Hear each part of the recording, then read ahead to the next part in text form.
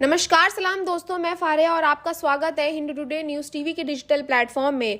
आज हम बात करेंगे एक स्मगलर के बारे में जिन्होंने दुबई एयरपोर्ट से इंडिया में गोल्ड स्मगल किया। तो चलिए जानते हैं कि ये जो स्मगलर हैं जिनका नाम है रान्या राव, जो कि एक एक्ट्रेस हैं जिन्होंने दुबई एयरपोर्ट पर भारत में तस्करी के लिए सोना सौंपा गया था।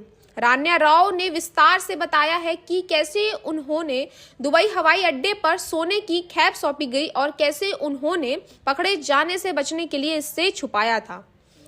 रान्या राव सोना के तस्करी मामले में ईडी ने बेंगलोर और अन्य स्थानों पर भी कई कठिनाइयों पर छापे मारे। गुरुवार को कई छापे रान्या राव के घर पर मारे गए थे और उनको अरेस्ट भी किया गया था डायरेक्टरेट ऑफ रेवेन्यू एजेंसी के थ्रू।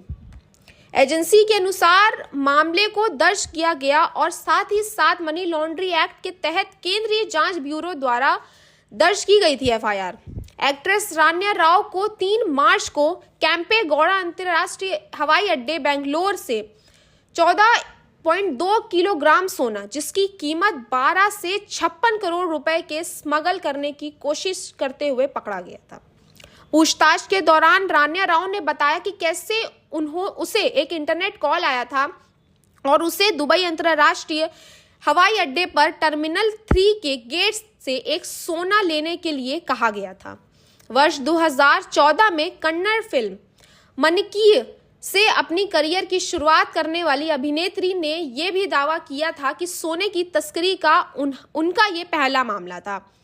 रान्या राव ने एयरपोर्ट डाइनिंग लाउंज में एक सफेद गाउन पहने एक व्यक्ति से मुलाकात की थी, जिससे उसने 2 पैकेट लिए जिसमें एक मोटी तिरपाल प्लास्टिक सामग्री से लिपटा हुआ सोना था।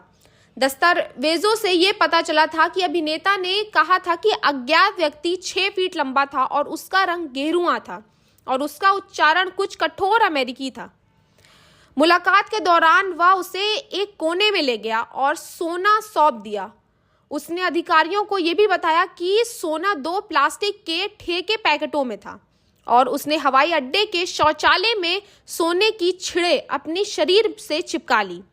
उसने अपनी जीन्स और जूतों में भी सोना छुपाया था। रान्या राव ने बताया कि उन्होंने ये सब एक यूट्यूब वीडियो से सीखा था।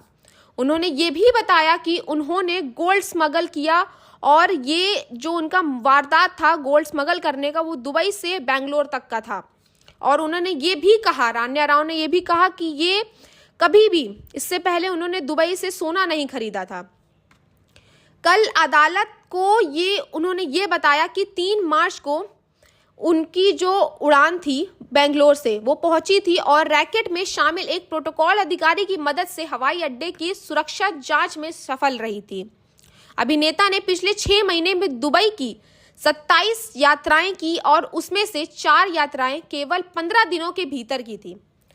4 मार्च को रान्या राव को व्यक्ति अपराधों ने एक विशेष अदालत में पेश किया गया था। 18 मार्च तक हिरासत में भेज दिया गया था रान्या राव को। इसके बाद उन्हें 10 मार्च तक खुफिया निर्देशालय में यानी कि DRI की हिरासत में भेज दिया गया था, जिससे उसके बाद उनको 24 मार्च तक बढ़ा दिया गया था। मतलब जो उनकी हिरासत, जो उनका खुफिया निर्देशालय था DRI, उसको 24 मार्च तक बढ़ा दिया गया था।